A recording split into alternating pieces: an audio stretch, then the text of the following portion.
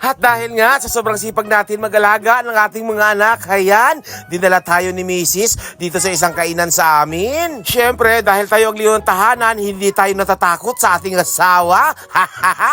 Kaya naman, binigyan tayo ng premyo, ayan, tinreat niya tayo dahil ang sipag-sipag daw natin mag-alaga ng ating mga anak. Napanood niya siguro yung pagkain natin ng sardinas, kaya naman inaya niya tayo dito sa mamahaling restaurant. Pero masarap naman in fairness yung sardinas, di ba? Pero this time, sasamantalahin natin itong mga pagkain dito. Titikman natin kung ano ubod ng sarap ba ito.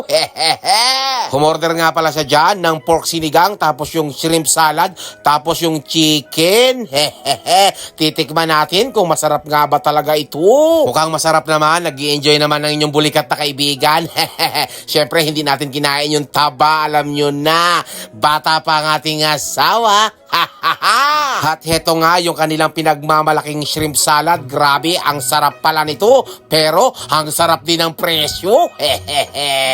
Pero okay lang yan, paminsan-minsan lang naman tayo kumain dito. At syempre, hindi naman tayo yung magbabayad, no? Diba? Syempre, hindi naman tayo papayag hanggat hindi natin natitikman yung shrimp salad na yan. O diba? First bite, wow! Oh, mag-follow ka na. Pindutin mo na yan. Maraming salamat. Bye-bye. God bless. Oh, mag-follow ka na.